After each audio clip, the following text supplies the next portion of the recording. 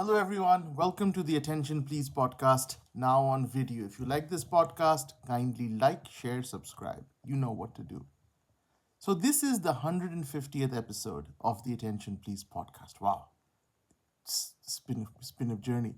And it also happens to be my birthday episode, which is something which I do every year, December 30 being my birthday. So, this is a day on which I ask people to send in questions on Twitter using the hashtag AskArnab, not AskArnab, because that inevitably is a lot of people asking questions of Arnab Goswami, and Twitter is one of the places where they can ask him without being shouted at, because Arnab Goswami is not on Twitter and I am not Arnab Goswami. So I'm going to start off. I have another phone here, and so I'll be scrolling down the questions which have been tagged with hashtag Ask Arnab. So when my eyes move, that's what it is. And the reason why I have to say this is I get a lot of criticism. More than the content, it's like your face is too close, or your eyes were not on the screen. And so I understand that my face being close to the camera might be very, it might be like a close up with Godzilla. And but first, so let me just apologize beforehand. I don't edit the video, so everything is as it is. So let's go. So one of the first questions that I got was from Vikram Kadi, and I might miss your name sometimes because I don't know whether I'm supposed to say it, but I know Vikram. So he said that, Dada, my question got lost last year due to a last minute change in hashtag. It's still the same. What is the best and worst thing about living in California? So there are a lot of worst things. I think that, and I can't grade them in terms of which is worse. Earthquakes, fires, high taxes, insane traffic. Did I say high taxes? Yes, high taxes. So there's a lot of bad things about living in California, and I've said this before. I don't enjoy doing so, but I have to because where I work doesn't allow remote work, so I have to be where uh, where I work. What's the best thing about California? Honestly, I don't know. When I ask myself that question, what I usually tell myself is that, look, uh, we have the Hollywood elite staying here, and we have the Silicon Valley elite staying in California. So they could be anywhere in the world, but they choose to stay here, unlike me. So maybe there's something great about this place that I just don't manage to see. And maybe I will see it one day, but I'm not there yet. So that's really the best thing about California. There is something there that I'm yet to discover. But for now, no, it's not for me. The next question is from the Pelican Club, and it's asked me for best graphic novels, anthology, omnibus recommendations. Now, I trying not to answer these kinds of questions because what usually happens, so there are several questions on best movies of this year, books you've read, because there's always an immediacy bias. So everything that I read just before is either great or terrible. So, and I tend to forget things that I have read a few months ago, put it down to advanced stage. But in terms of best graphic novels, obviously the Sandman series comes to mind. I have been gone through 3 books. They're wildly imaginative, but sometimes I think a little bit too much imaginative for my liking. But it's obviously definitely worth reading. I would say Watchmen. It's something which I've enjoyed and I've read multiple times. It's just brilliant. It's brilliantly drawn.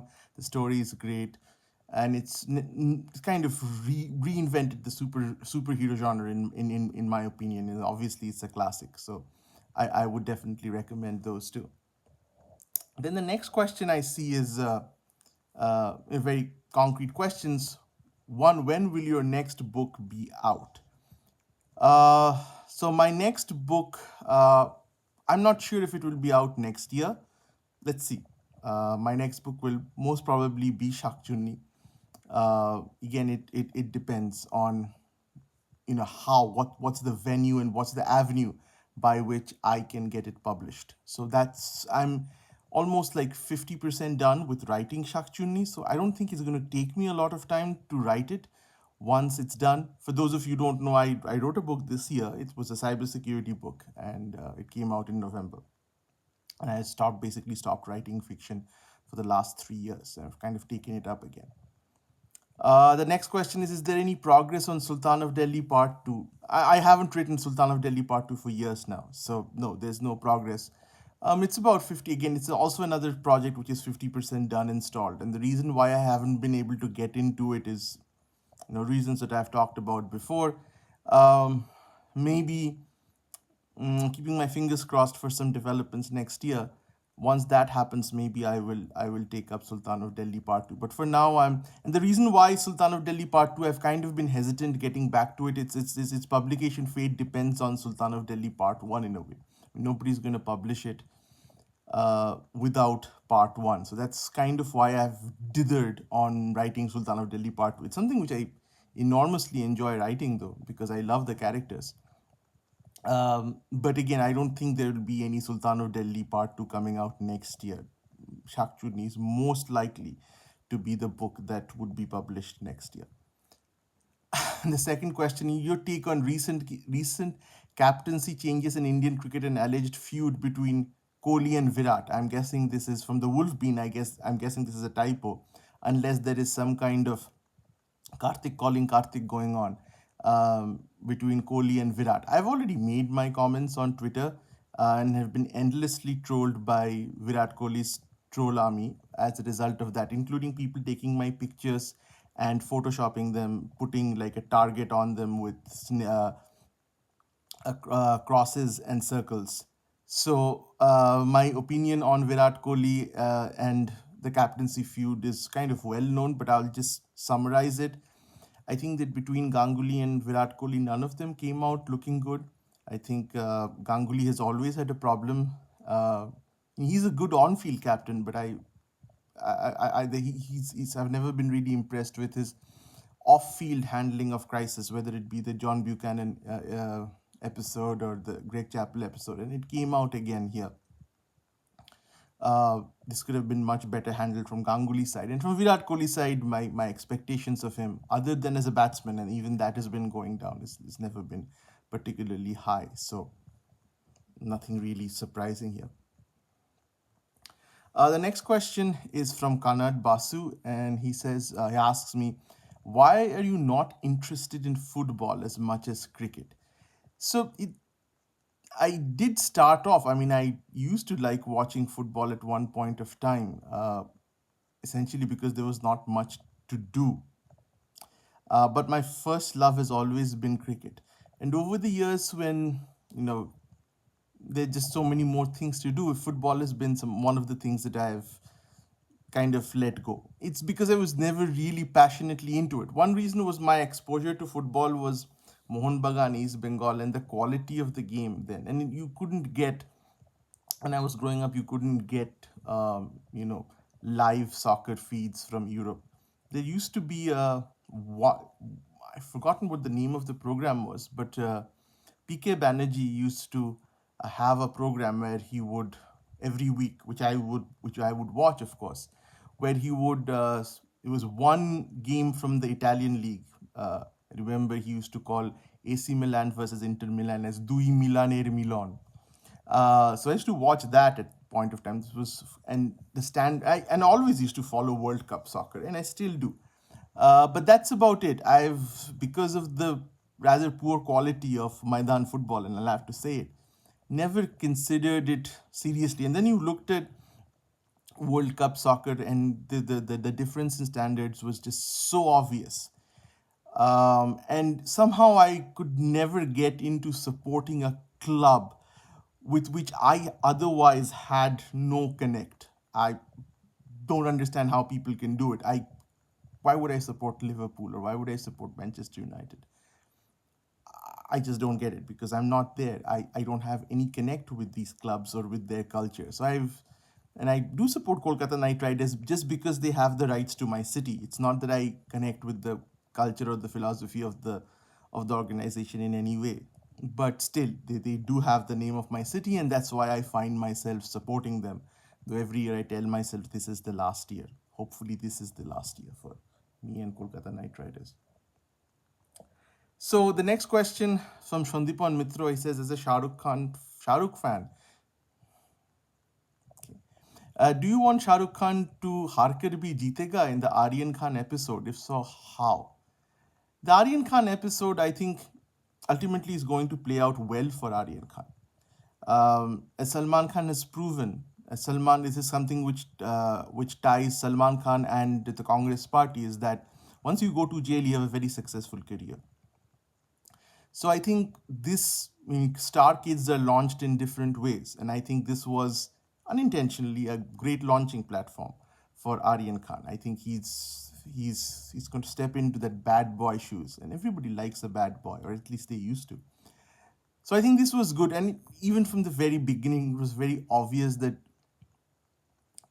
come on, rich kids do this. This is not a question of justification, and they're not never going to be able to prove it. This was mostly a spectacle for the for television channels, and that's what it was. And I think that at the end, it brought Aryan Khan as a conversation piece in living rooms. Shah Rukh Khan fans would say that they didn't need it, that he's a star anyways, but I think that overall this will help him rather than hurt him. So I think that Shah Rukh Khan already har ke jeet gaya hai. The next question is from Skeptical Indian. Your views on people who never get excited for their own birthdays but have to play along for happiness of others. I really can't understand this because I'm always very excited about my birthdays. Because it's all about me, me, me, me, me. Well, I think we should celebrate our birthdays. I think it's important, and I'm not, this might sound like a little bit of like a LinkedIn status, but it's important to celebrate ourselves. It's important because nobody else really, really, really cares about you as much as you do. So I think this is a good day. You can celebrate it any day. I mean, there's nothing special about the day you were born, but it's a convenient signpost in our lives. And it's for me, it's not just a question of feeling excited about it. Sometimes I've felt very depressed on my birthdays too, because you kind of look back at the year, you kind of look back at the life, you look at opportunities missed, forks in the road that you didn't take. So it's not all roses and chocolates, but it's definitely a day for me. I look forward to my birthday, and some people say, when they do say it. I'm not just saying this. Do you say, when will I outgrow my fascination with my own birthday? And I don't think I will, because I think nobody should, because it's important. I don't think that you should expect other people to consider your birthday to be important. I think that's important. I think growing up means that. And when I was a kid, I used to think that this was an event which was special for everyone. It was special for my parents, of course. I think it still is. But other than you and your parents, I don't think it's really special for anybody else. I mean, it could be, but you shouldn't expect it. And that's really the lesson that I carry from my birthday. The next question is, rather, hold on. Do you ever consider moving back to India? Well, I think I've answered this question before, but I'll answer it again. Is that I did at one point of time about 4 or 5 years ago, when I was seriously trying for employment in India. I was trying to, as you may or may not know, my day job is in cybersecurity. So I am passionate about teaching. I'm passionate about creating programs. Creating, it's not just a question of writing code. That's never been something which I am passionate about. But it's more about creating frameworks, doing something that other people can then execute on in a scalable way. I've always been excited by that. And so I tried about, when my daughter was born, I was kind of at a, she was just like 1 or 2 years old.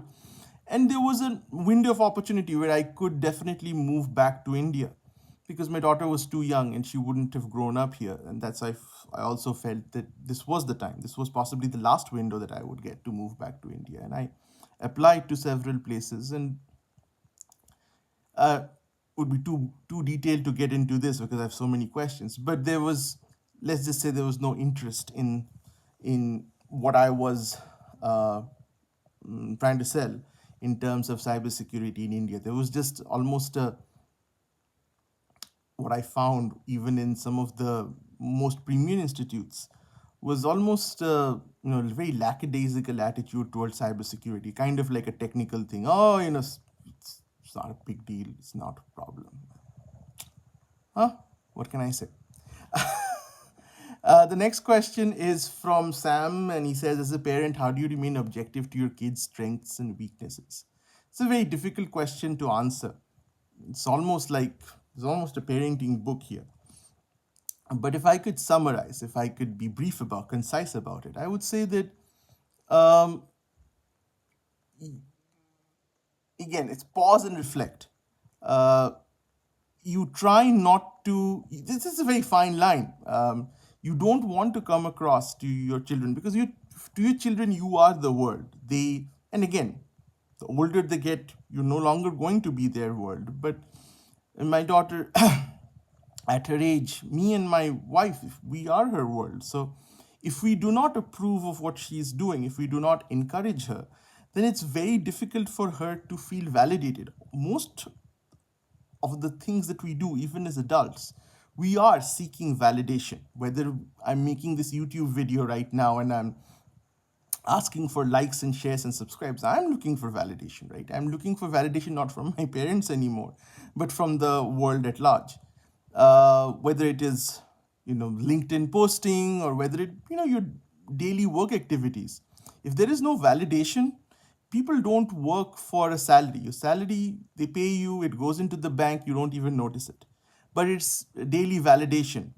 And if you're not validated, if you feel bullied at work, that's when you quit. So it's very important for us to understand that you are your child's world. And so it's very important for you to convey to your child that you're doing a good job.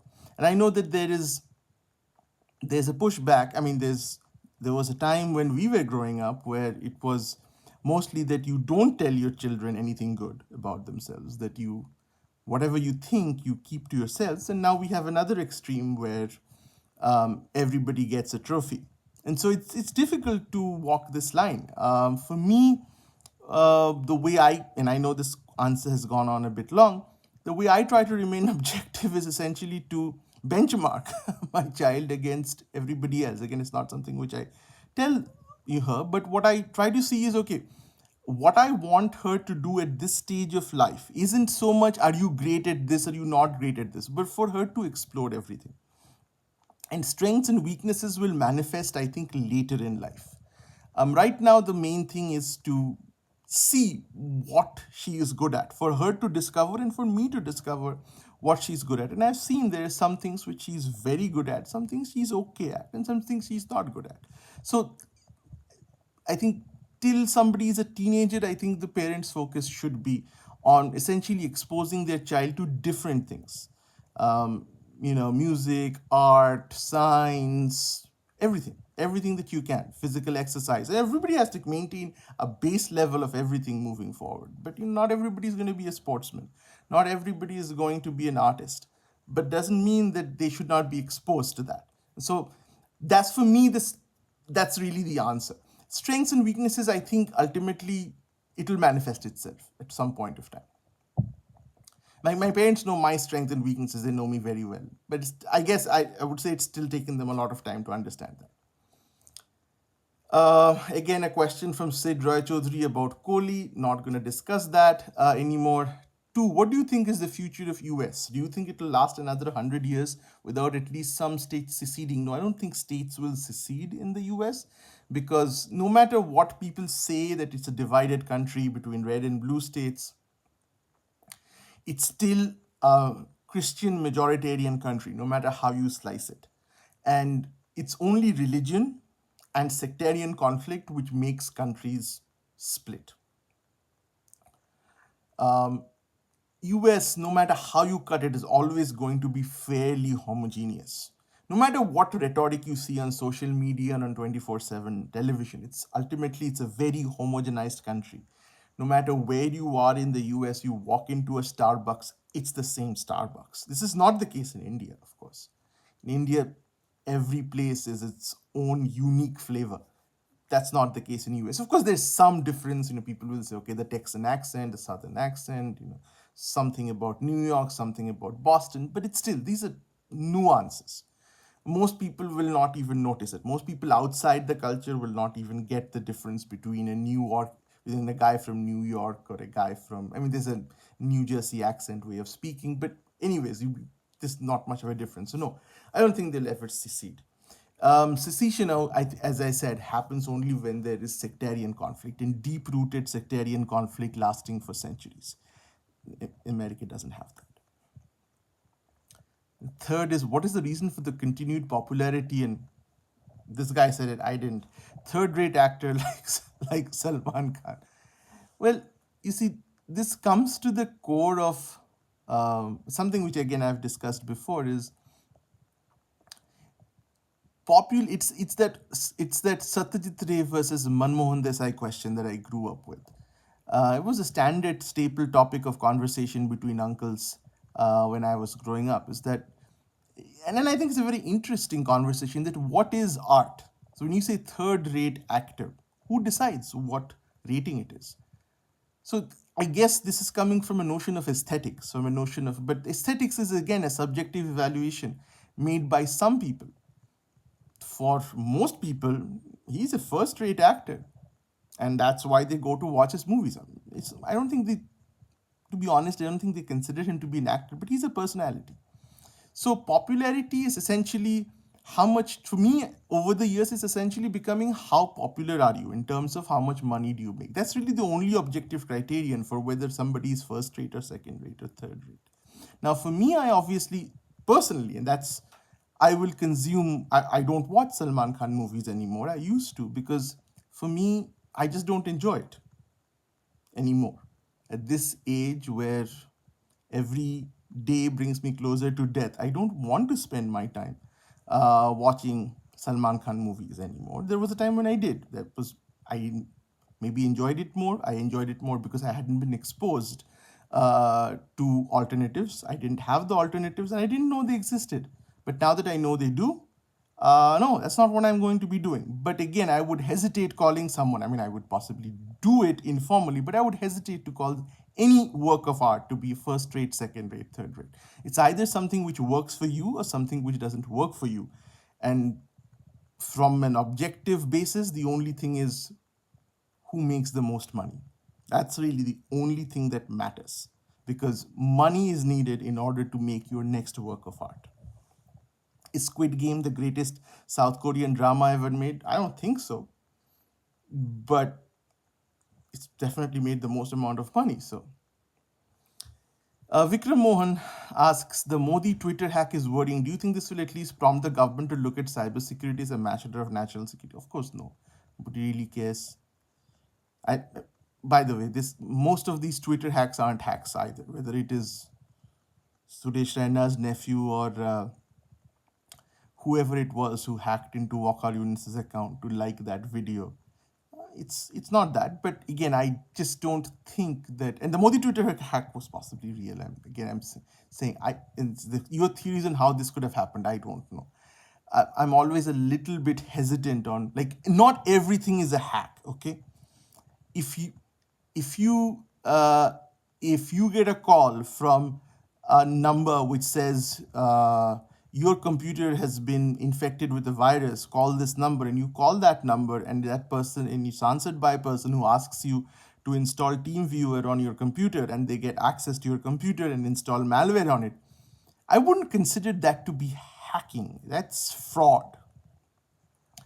I would call the log4j vulnerability. That's hacking using that. So, um, but coming back to the question, no, I honestly don't think that the government in India just doesn't have the vision.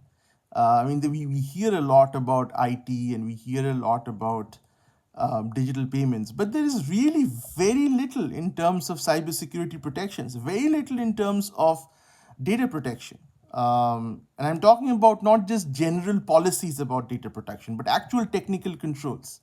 For instance, HIPAA has a set of technical controls that are mandated by law for years. I don't see anything in the Indian space, and I don't think that there is anybody with the political heft to, maybe Shashi Tharoor, if this was a Congress government, to even have an interest in these matters. We still, and this is this is possibly the most disappointing thing for me, is that we still, about 80% of the nation's bandwidth is still Hindu versus Muslim, Hindu versus Muslim, Hindu Muslim. There's virtually nothing substantial or substantial. I'm not saying there's no policy, but there's nothing substantial on policy. And this is just too esoteric. You can't win an UP election on cybersecurity policy. Ergo, nobody cares. The next question is, how do you see metaverse becoming? These questions, in fact, from one thing to another, like what rapid context switches. And I have still to see a Gunda question here. How do you see metaverse becoming a part of our lives in 10 years from now? Um, so unlike cryptocurrency, which I'm kind of a skeptic, that could be because of my age, because I'm generally a skeptical person. The metaverse, I do believe. And what do I mean by metaverse? I mean the notion of decoupling your physical identity from your online identity. That's really the way I like to define it. So right now, of course, you have anonymous accounts spewing venom online, and so you would not know who the real person is. So that's one kind of decoupling, right? But it's mostly the interface is text. And that's really what the internet has been. What the metaverse, or at least what the promise of metaverse, is that it is a much more immersive way of doing it. So now you won't actually, you'll also virtually be punching the guy in the face, to extend that analogy. And this year I bought myself an Oculus Rift 2, one of those VR headsets, just to see what it was about. First of all, I can't wear it for more than 10 minutes. I mean, it's start feeling kind of pukey. Again, blame it on my age. But it's amazing.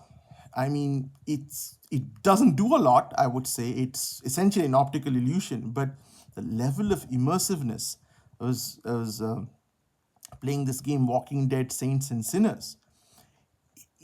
And I've been gaming for years, but the very notion of, like, you have a zombie in front of you and you have a axe. You take the axe from behind and you hit the person, and you know how far that person is.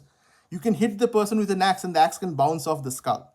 Okay, you take a dagger which is here, and you put it in, and it's not just a question of pressing on the controller. No, the dagger has to hit at the right angle. You have to really push it in order for the zombie to die. So this kind of interaction with the environment, obviously, I've was hitherto not possible.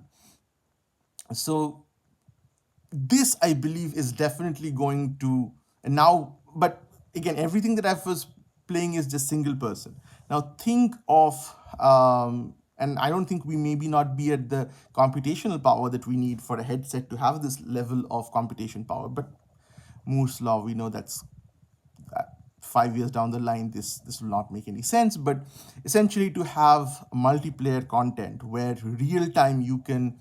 And another thing about the metaverse right now is that, again, the computational power, you cannot render realistic environment. But if you can render realistic environment in the way you can do in, let's say, PS5, and you can have actual online personas appear within that virtual reality, that I think is a very exciting thing, and definitely where the world, I would say, is heading. I mean, again, this is just random guy saying this on YouTube, but I think that this is where Zuckerberg possibly has made his bet right in the metaverse, and to naming his company Meta. Again, there's a lot of questions on books. I Again, the recency bias. The books I read this year, I've been reading a lot of Japanese mystery, and I've really enjoyed it. So there was this book I read called Inugami Clan Murders. I might not be getting the name right. Dekagan House Murders. Go and Google Japanese murder mysteries. They're just amazing. I read Numbers Don't Lie from Vaclav Smil. I read Ta-Nehisi Coates' Between the World and Me. I read James Baldwin's The Fire Next Time. One book I really liked this year was Joshua Green's Moral Tribes. Again, if you like this kind of book about, like, why do we do the things we do, I would strongly recommend that. And so more Sunil Kumar says, how much do you attribute success of book to podcast success? I believe it played a role. And all I have to say is this podcast is a success. Moving on. USG88 asks, what goes into making your unique brand of humor?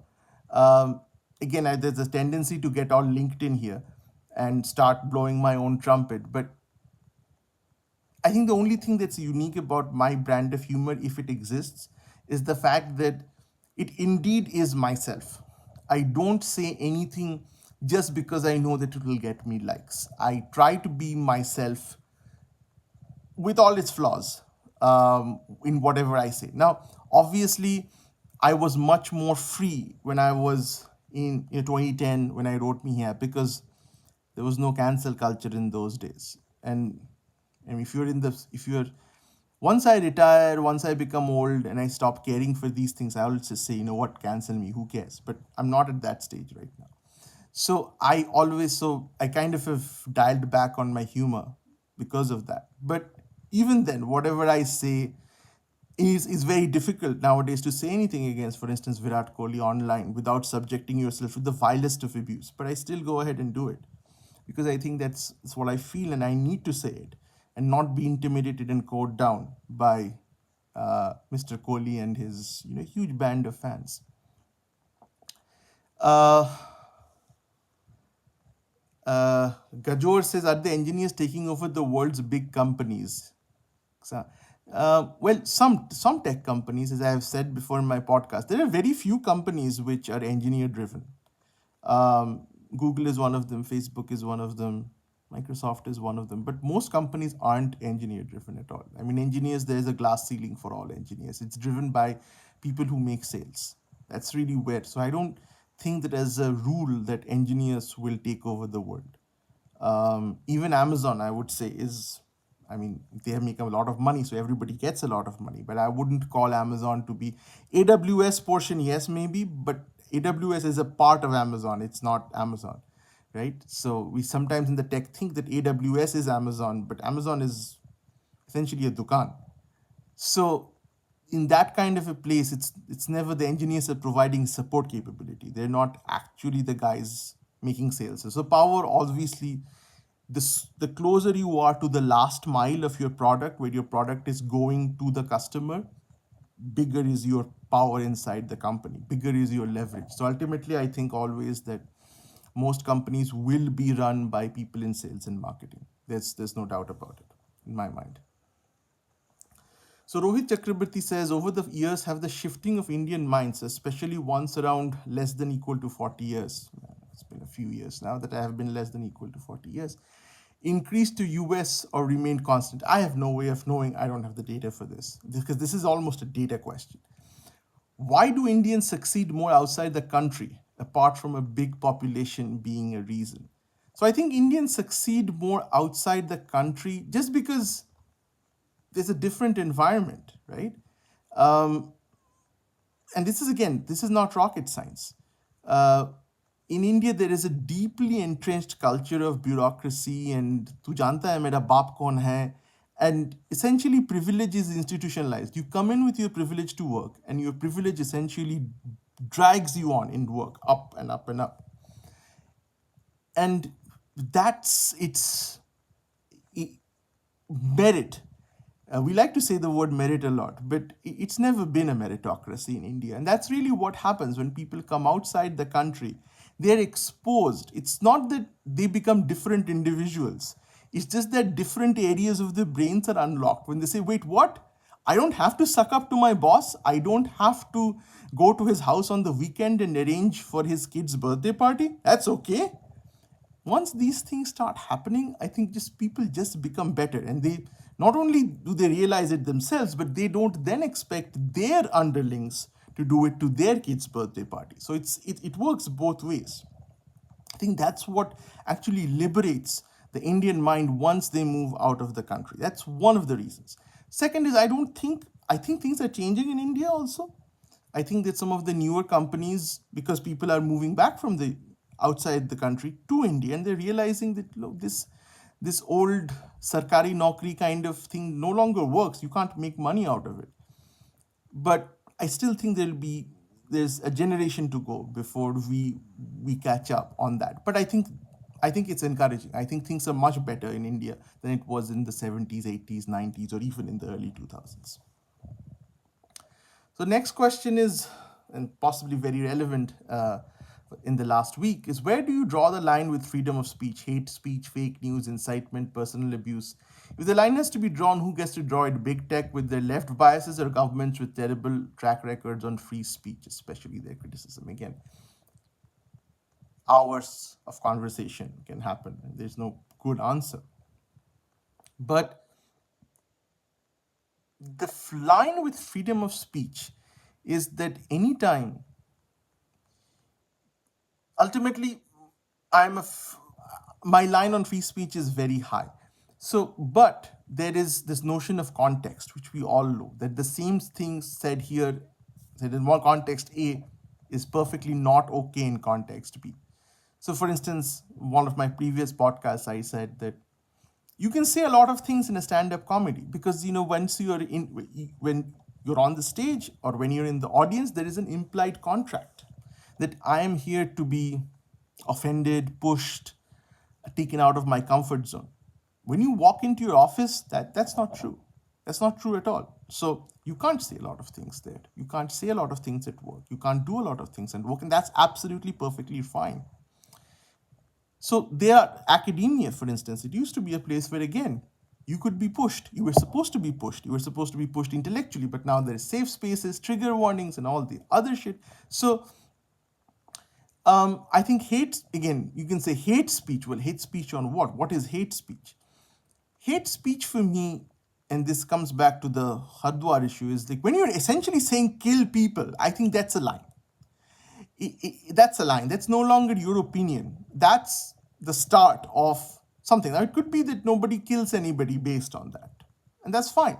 And you can say that the objectionable act is the killing, not somebody saying go and kill someone.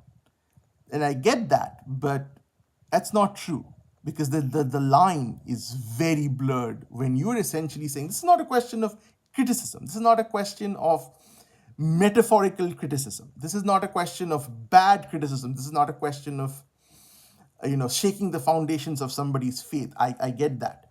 This is a question of just go ahead and kill these people. Okay, these people have no right to be in this country or no right to exist. That to me is hate speech. And yes, it's not a question of big tech. It's a question of the government, and obviously the Uttar Pradesh government. When you have that video of the policemen laughing with those guys, it's the first thing is, again, that we are seeing this now, but this has always been there. It's not, oh, look at what Modi has brought. This kind of hate speech has always been there. It's just that cell phone cameras are new, and these people actually want themselves to be recorded because this is the way to get social media capital for them.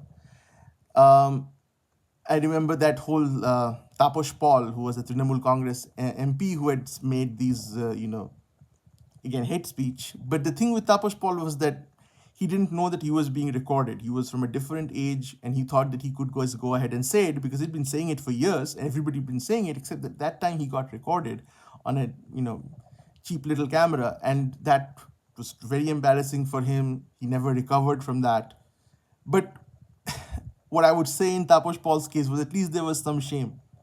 At least there was some sanction. It's not that anything happened to him. It wasn't that he was like arrested, but at least people said it was hate speech. At least he apologized. He hid in his house. He didn't come out, and he kind of withdrew into a shell. At least there was some effect.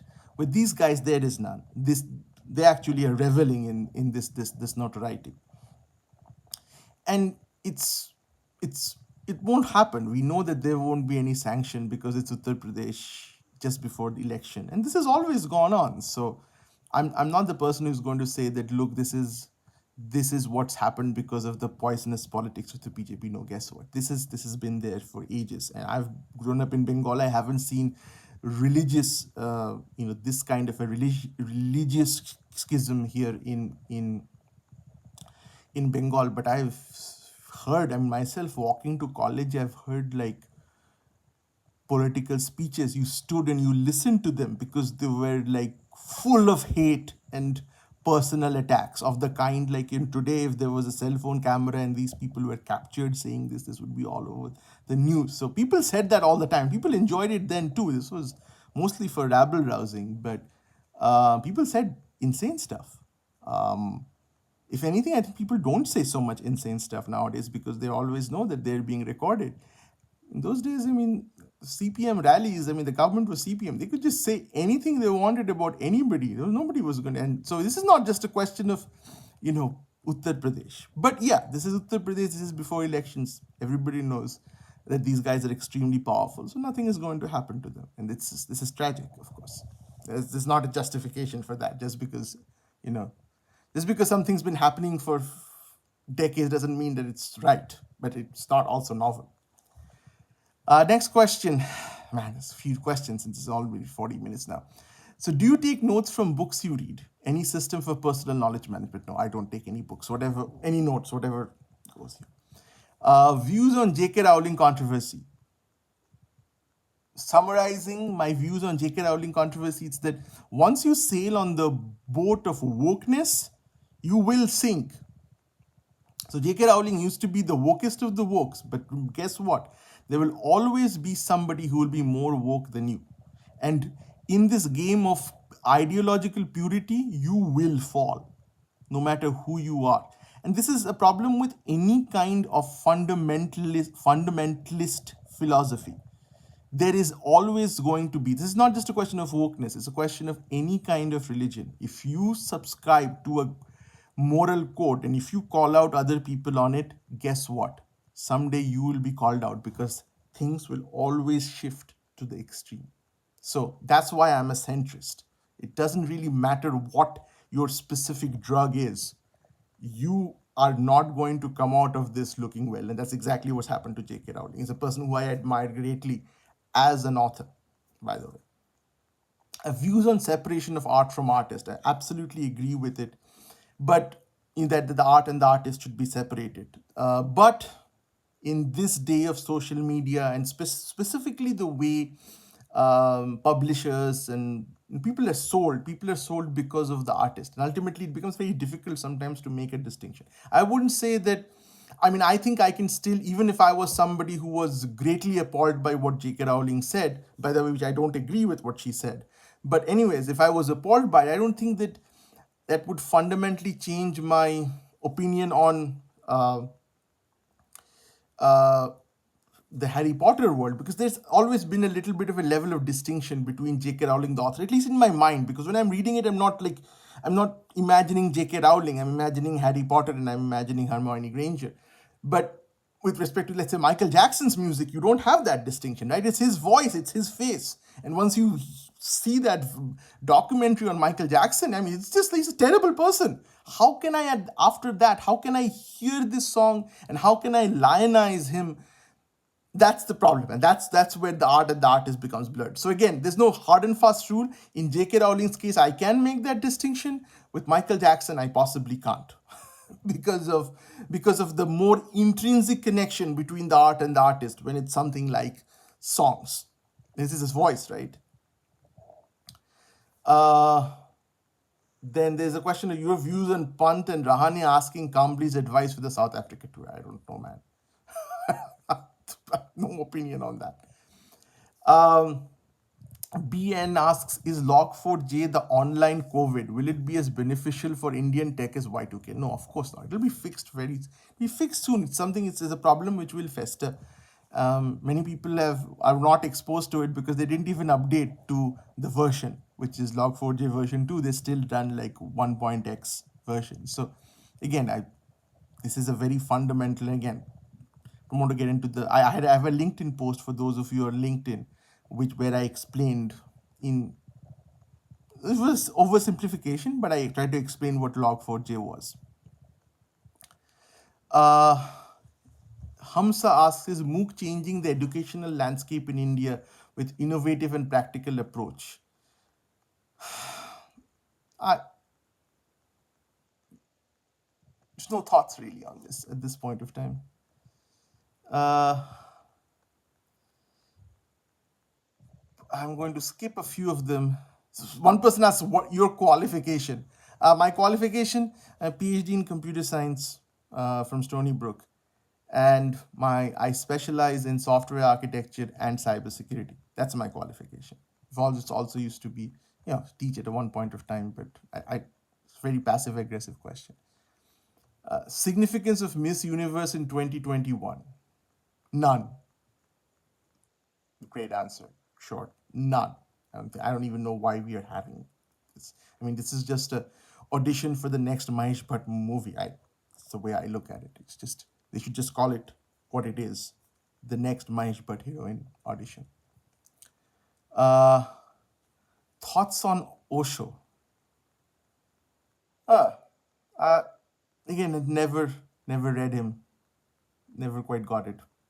Saw the documentary. No, not philosophically. No. What happened to the birthday podcast with Ask Arnab Ray? Uh, this one. Uh,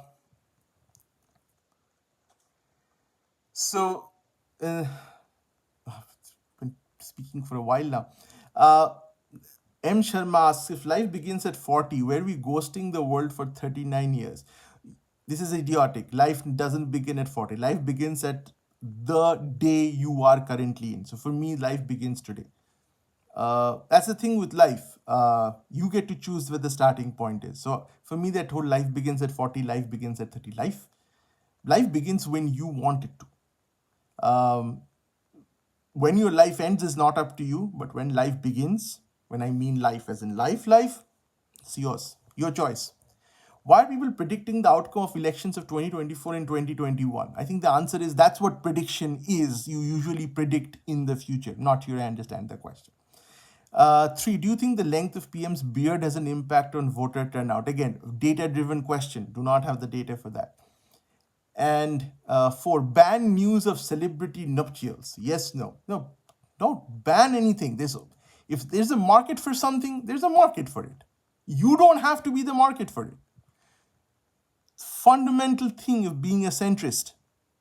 If you don't like something, doesn't mean it's bad. If you don't like Hindu majoritarian politics, that's good, but that doesn't mean it's evil. That doesn't mean because it's not evil because every religion has its majoritarian politics. So there is try to not have value judgments. And I have value judgments myself, by the way. But I'm saying that I want to go to a place where I don't make value judgments. Just because something is something which I do not approve of does not necessarily make it Nazism. Okay. Just because I don't like Salman Khan's movies doesn't necessarily make him a third rate actor. That's the point that I'm trying to make. In my opinion, on my priorities in my life, yeah, he's way below. But if if he rocks your boat, if bhai ka picture laga hai is like makes you get up from your deathbed, perfectly fine. Um, Sanket Shinoy asks, will 2024 be Biden versus Trump, a fight of four score age dudes? I don't think that Biden will be running in 2024. Uh, I think the Democrats will possibly field a more progressive candidate. It makes sense for them. Elon Musk, is he Tony Stark, Lex Luthor, or Jacob Fugger? I don't know who he is, by the way, the last guy. But Elon Musk is, of course, he's a very smart guy. I mean, again, I don't know whether he's a genius, but he's definitely a very smart guy. Anybody who, becomes the richest man in the world, I think he's the richest man in the world, not Jeff Bezos at this point of time, I'm not sure. He's definitely a smart guy. But I think what I like about him is that he kind of engages with people. He's online, he's trolling, he's unguarded. He's unlike any other mega rich guy that we have seen. Because mega rich people at that level don't have opinions. They can't afford to have opinions because they're afraid that they will piss people off. But he doesn't care. He doesn't care if he's having a troll battle with an US politician who might be a president one day. He doesn't care. you wouldn't find Jeff Bezos taking on, let's say, a Trump direct.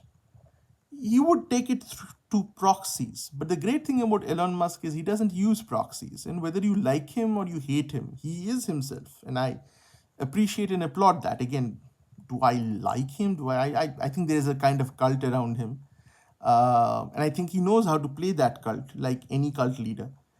But I think he's definitely a very smart guy.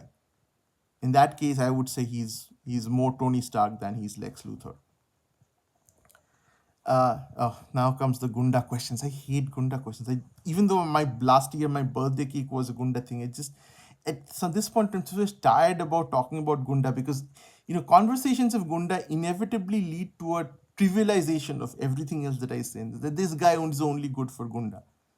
So I just don't even want to. And it's been flogged to death, really. Would you be fine to be the guide if one wants to do a PhD thesis on Gunda? And the answer to it is no, absolutely not. I do not want to do it. Somebody asked me, what was your rank in West Bengal joint and West Bengal high secondary education? Vivek Tripathi. This question was I haven't been asked this question for a long time. And this question was usually a question which I didn't go through the whole arranged marriage thing, but this was a question. I think the last time that people normally encountered this question, Bengalis is in a during an arranged marriage. Uh, so I tweeted the answer is in West Bengal joint, my rank was 103, and in West Bengal higher secondary, my rank was 27.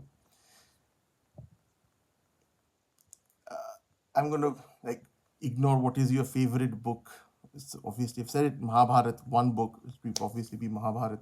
What is your favorite Bengali movie? Which was your favorite Satyajit Ray movie? It's very difficult to choose. Today, I will at least say maybe it's Opur Shangshan. Rishabh Pandey asked, Nation wants to know how you feel when you get tagged for Arnab Goswami. I find it idiotic.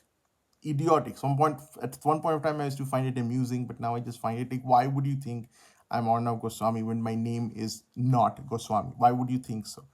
I might have and Arnab Goswami's lost weight also, so he doesn't look like me either. So I just don't get it. I mean, read my name, okay? Before you give me an opinion, read my name. It's not Goswami. Rishabh Pandey asks, why is Bollywood not able to create cinema of same quality as the gloriously cheesy 80s and 90s? It's because Bollywood is the fundamental change of Bollywood from it used to be a family-driven industry. I mean, most of the people were the Chopras and the Johars, and it was family. It was driven by, few people. So what you basically saw was what they felt you needed to see. It's moved from that to essentially suits and ties and people with MBA degrees, and those people still have control, but it's kind of changed. That I think the audience has changed. So I think that if you have, let's say, the kind of movies, I mean, Elane Jung, nobody would want to watch Elane Jung in these days because it's just for the new audience. I mean, who watches Hindi movies? It's not people of my age. It's like younger people. I don't think, I mean, their tastes have changed. Nobody wants to watch that. There's just so much options. So I understand that. And then, of course, there is, of course, wokeness. There's stuff which you can't say, which you can't do. There is social media has made people essentially afraid. And people would say that's a good thing. Maybe it is. But they're just afraid of things that they can say and they can't say.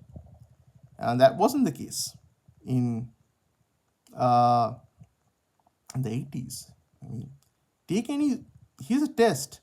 If you have old Stardust episodes, just Stardust or Filmfare issues, just go through the statements that people used to make in those days in print. And imagine them saying those things. Whether those guys are still alive, and many of them are on social media still.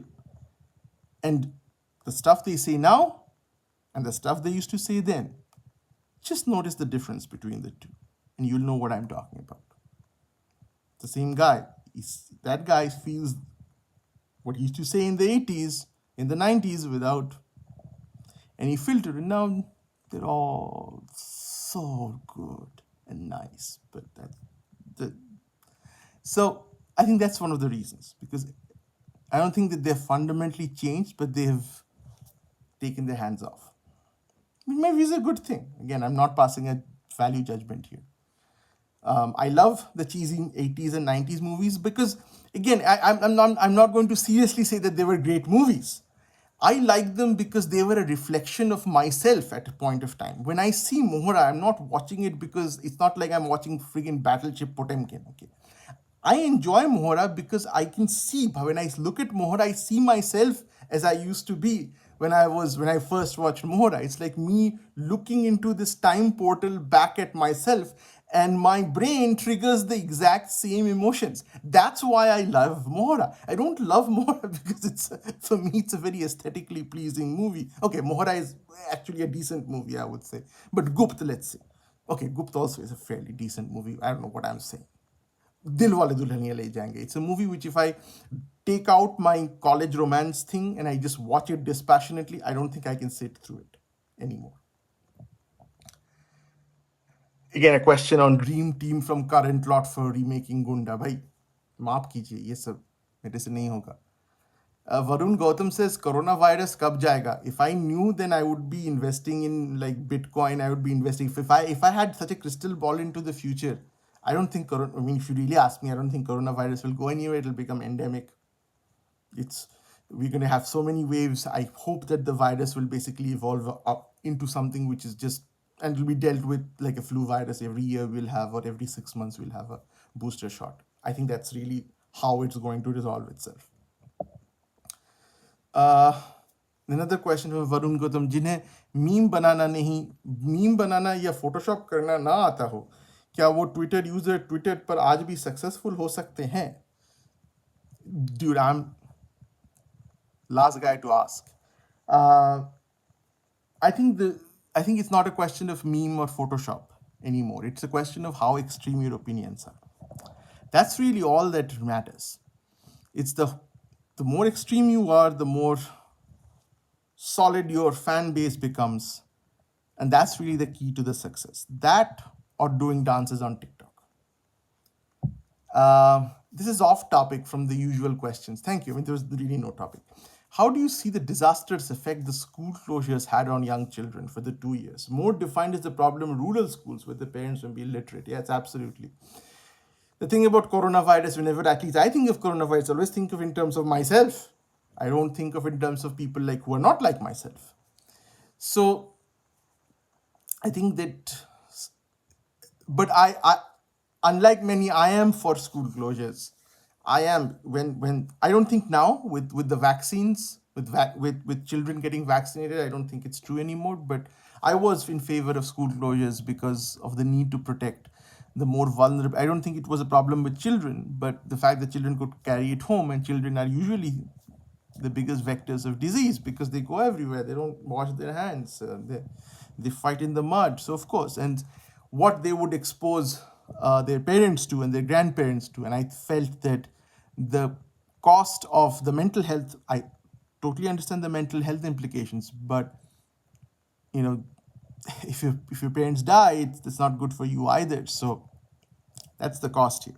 That's the cost benefit. I don't think there's any easy choice here. So Sima asks, considering all the turmoils of the current world, not least of them the rise of, shall I say, fascist China. Don't say fascist China. And the moral decline of the liberal US, what do you think is the future of real liberalism? I don't know. I just don't think there will be any real liberalism. Again, this is not China and US. It is social media which has killed nuance. If I have to, if every time, for instance, let me take a very non-political thing. If every time I say anything against Virat Kohli and I have to fear for essentially quasi-death threats, let's just not say it. That's the problem. And I don't have supporters, by the way. Since when I say anything against Kohli, I'm not saying Rohit Sharma is God. So I'm not getting the Rohitian army to come and support me. If I did, then that's fine. There is this Rohitian versus Kohlian thing going on all over the interwebs, and that's fine. And that's really what the death of liberalism is. That the death of liberalism is not by the agency of any country. It is through the collective, it is through the collective bullying behavior of the net, where you yourself are individually powerless, but as long as you can attach yourself to a larger collective, that's when you can truly be powerful. And anybody who does not want to attach themselves consistently to a collective and wants to judge and evaluate issues on the basis of their merits, first of all, that person is not going to be popular, that person is not going to be successful, and that person stands to lose a lot. That's where liberalism will die. It's not one person, it's a group behavior that will kill liberalism. Next question: what is your biggest success? My biggest success is my daughter. Simple answer. Biggest failure, I'm not going to say it here. Come on, I'm not going to give pleasure to my trolls and to my lurkers as to what my biggest failure is. I like to say, if you ask me the biggest failure is KKR buying Mustafa Mortaza for 670. It's not my biggest failure, but the biggest failure I've seen in my life. But yeah, to your question, I've failed much more than I've succeeded. Happy? Biggest regret. Biggest regret would be that I did my PhD. That would be my biggest regret. I have many regrets. That would be my biggest regret, that I did my PhD, that I came to the US. Maybe I should have stayed in India, done a MBA, because I mean, that's the kind of person I am. I should have been more on the marketing and, the marketing business development side than the technical side. I think that's where I would have possibly been more happy. And I didn't take that path.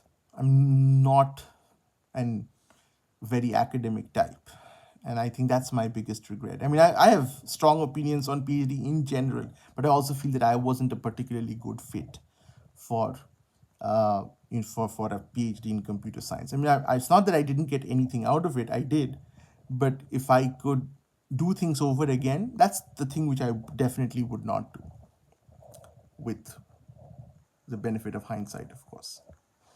Varun Agarwal asks, Arnab, I've been following your blog for over a decade now. I absolutely love it. But in the last few years, it has become remarkably dark. Are you feeling down? What do you do to cheer up? Is writing therapeutic or a source of worry? It's my birthday today, so I'm not going to answer this question. But yeah, there have been some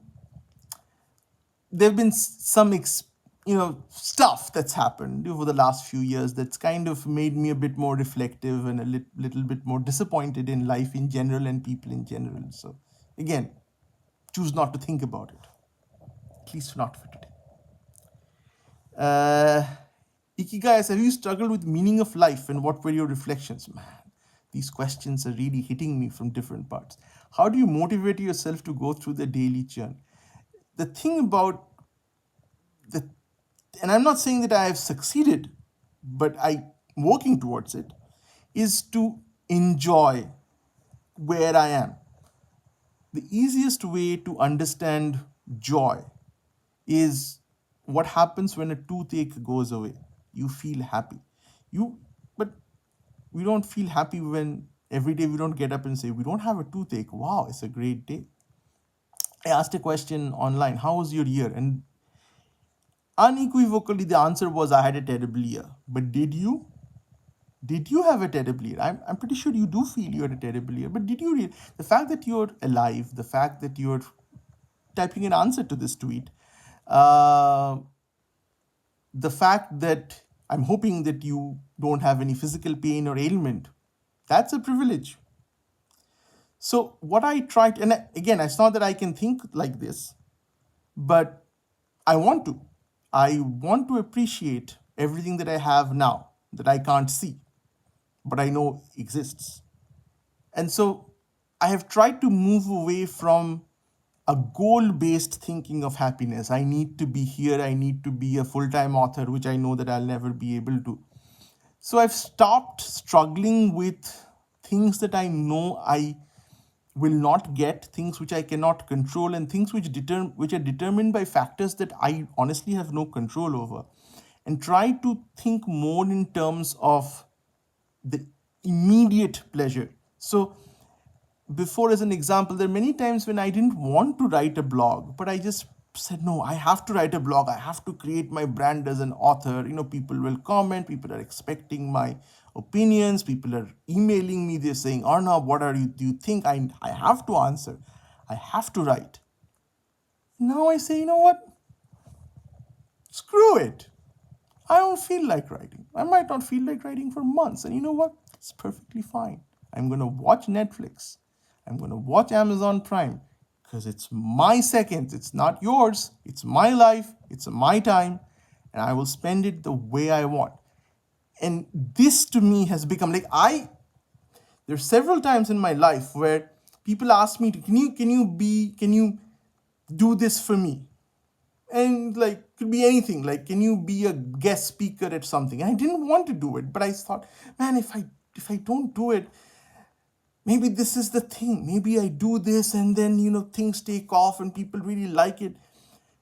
Now if I don't want to do it, I just say, no, sorry sir, not doing it. I actually like saying no sometimes because I say, I get offers to, can we collaborate on a script? Can we do this? And a few years ago, I would think, yeah, I can't say no to this guy. We should collaborate on a script. What if this thing takes off? What if this is my ticket to fame? Now I realize, you know what? No, it could be. I don't care. Not feeling like it. I'm not going to do it. Abhilash Mukherjee asks, what is your point of view on the Indian startup scene of unicorns skyrocketing paychecks and venture capital fundings? Again, short answer. Short answer to this is I think much of startup scene, not about Indian startup scene, but startup scene in general,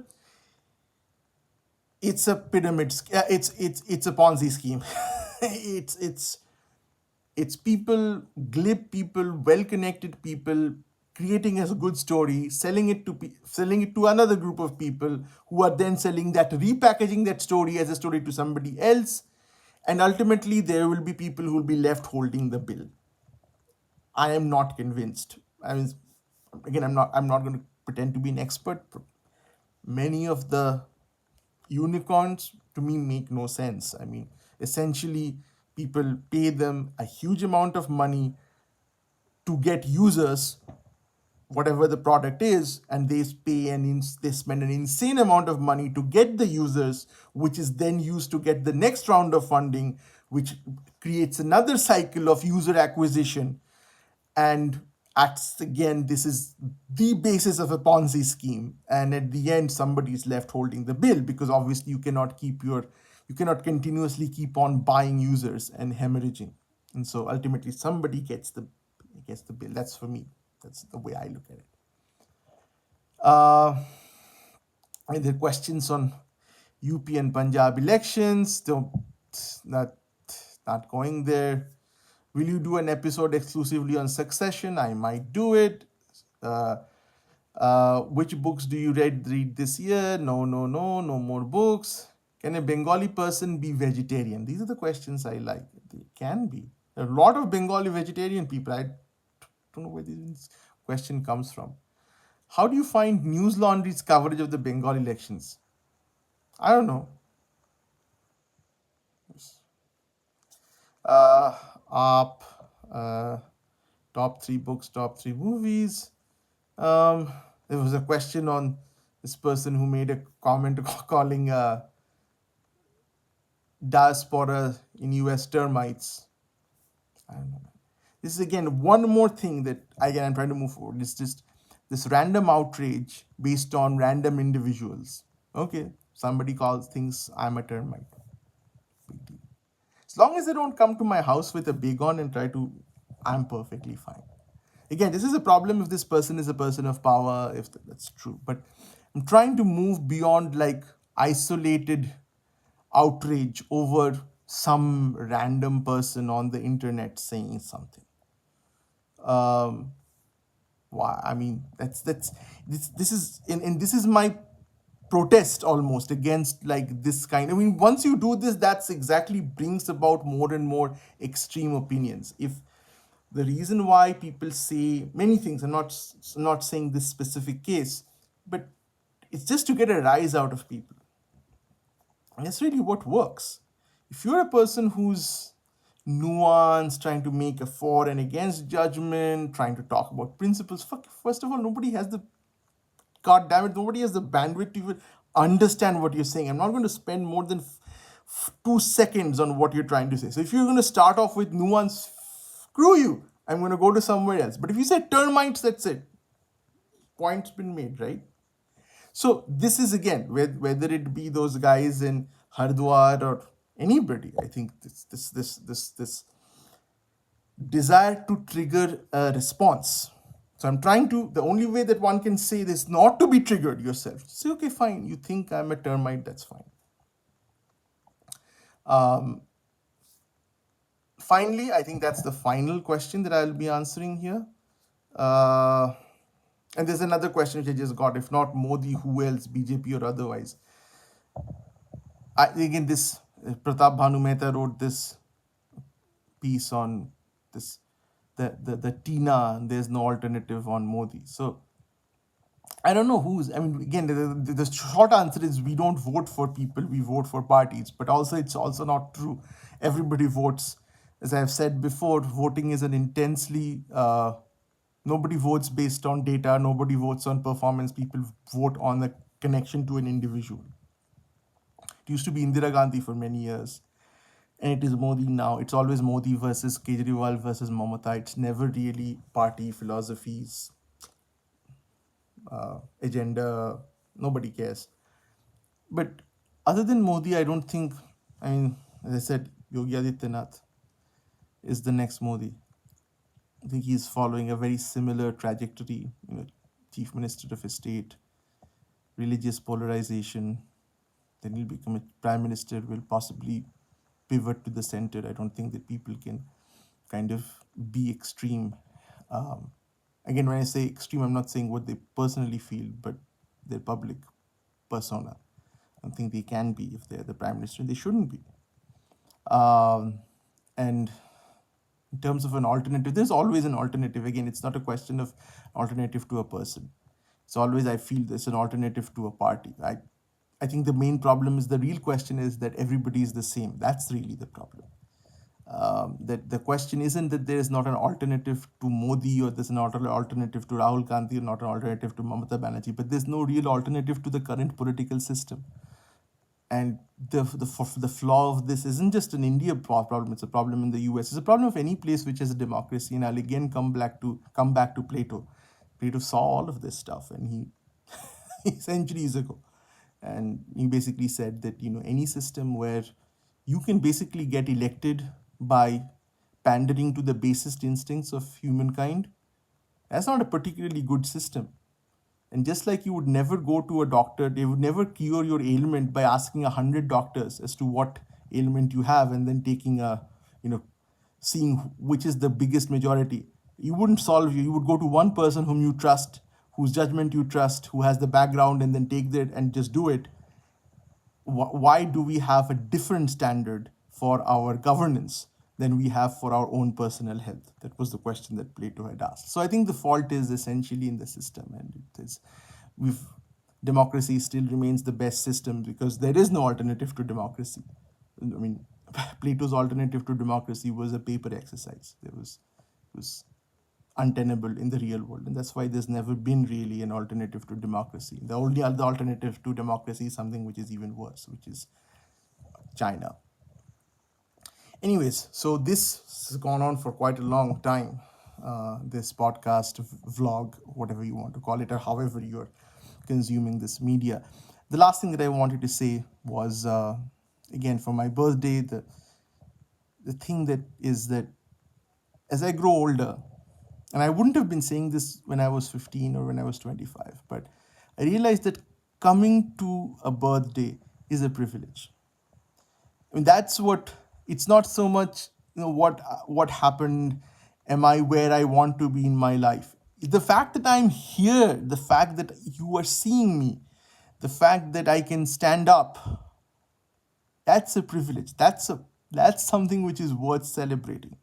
And in these days of COVID and what we've seen this world go through, where you have millions who have died, the very fact that you and me, whoever's watching this video, the fact that you are there, the fact that I'm here, we should celebrate that. We should be happy for that.